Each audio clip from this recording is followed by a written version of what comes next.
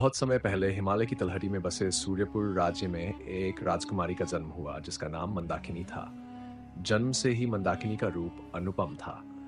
उसकी सुंदरता के चर्चे दूर दूर तक फैल गए। उसकी आंखें गहरी झील जैसी थी और उसकी मुस्कान चांदनी रात में खिलते फूलों की तरह थी। लेकिन जैसे जैसे वह बड़ी हुई, उसकी सुंदरता के साथ साथ उसका घमंड भी बढ़ता गया। मंदाकिनी को अपनी सुंदरता पर इतना अभिमान था कि वह खुद को सभी से श्रेष्ठ मानती थी। उसका मानना था कि संसार में कोई भी उसकी बराबरी नहीं कर सकता। उसकी ये आदत केवल उसके सेवकों और प्रजा को खटकती थी, बल्कि उसके माता-पिता राजा चंद्रकेतु और रानी पद्मावती को भी चिंतित करती थी। बचपन एक घटना से बदल गया। एक बार महल में एक बूढ़ी दासी ने मंदाकिनी को सिखाने की कोशिश की कि सच्ची सुंदरता दिल में होती है। लेकिन मंदाकिनी ने उसे अपमानित कर महल से निकाल दिया। तुम्हें क्या पता सुंदरता क्या होती है? मंदाकिनी ने क्रोधित होकर कहा। उस दिन से मंदाकिनी की घमंड भरी आदतें बढ़ने लगी।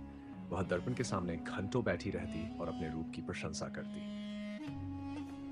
एक दिन एक साधु महल में आए। वह राजा चंद्रकेतु से भिक्षा मांगने पहुंचे थे। राजा ने उनका स्वागत किया और उनकी बातें सुनी। साधु ने मंदाकिनी को देखा और कहा, राजा, आपकी पुत्री जितनी सुंदर है उतनी ही घमंडी भी। ये घमंड एक दिन उसकी बर्बादी का कारण बनेगा। परंतु यदि वह अपना घमंड त्याग दे तो वह अपने जीवन में अद्भुत ऊंचाइयों को छू सकती है। मंदाकिनी ने यह सुनकर साधु का उपहास किया। आप जैसे साधु क्या जाने मेरी सुंदरता का मूल्य? साधु मुस्कुराए और बोले, सौंदर्य क्षणिक है राजकुमारी, जब ये चले जाएगा तो तुम्हें केवल पछतावा ही हाथ लगेगा। जैसे जैसे मंदाकिनी बड़ी हुई, उसके विवाह के प्रस्ताव आने लगे। राजगी के कोने कोने से राजकुमार उसके रूप से मोहित होकर उसका हाथ मांगने पहुंचे। लेकिन मंदाकिनी ने सभी को ठुकरा दिया। मैं किसी साधारण व्यक्ति से विवाह नहीं करूंगी, मंदाकिनी ने ऐलान किया।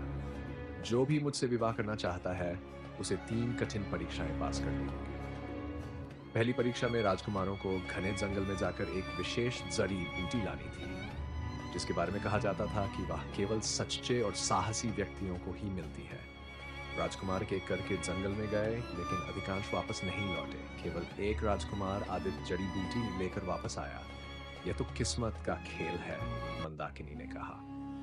अभी 2 और परीक्षाएं बाकी हैं। दूसरी परीक्षा में राजकुमारों को झील के भीतर छिपे एक जादुई रत्न को ढूंढना था। यह झील गहरी और खतरनाक थी। उसमें छुपे जीव किसी को भी निगल सकते थे। आदित्य ने साहस दिखाया और झील में छलांग लगाई। वह कई घंटे तक झील के भीतर रहा और आखिरकार रत्न लेकर बाहर आया। मंदाकिनी ने आदित्य की तारीफ करने के बजाय कहा, यह केवल हिम्मत थी, लेकिन तीसरी परीक्षा में ही सच्चाई सामने आएगी। तीसरी और अंतिम परीक्षा सबसे कठिन थी। मंदाकिनी ने आदित्य को एक जादुई दर्पण दिया और कहा, इसमें अपनी सच्ची पहचान देखो। यदि तुम इसके सामने टिक गए तो मैं मान लूंगी कि तुम मेरे योग्य हो। आदित्य ने दर्पण में देखा और कहा, मैं देखता हूं कि मैं साधारण हूं, लेकिन मेरा दिल सच्चा है। मंदाकिनी ने दर्पण में देखा और हैरान रह गई। उसने खुद को एक कुरूप और भयावह रूप में देखा। वह डर गई और चिल्लाई, यह दर्पण झूठा है। अभी एक आवाज गूंजी।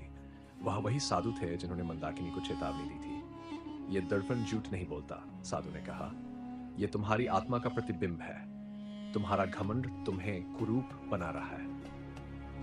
मंदाकिनी ने अपनी गलती समझी और रोते हुए साधु से माफी मांगी। साधु ने उसे एक मौका दिया। तुम्हें अपना घमंड छोड़कर प्रजा की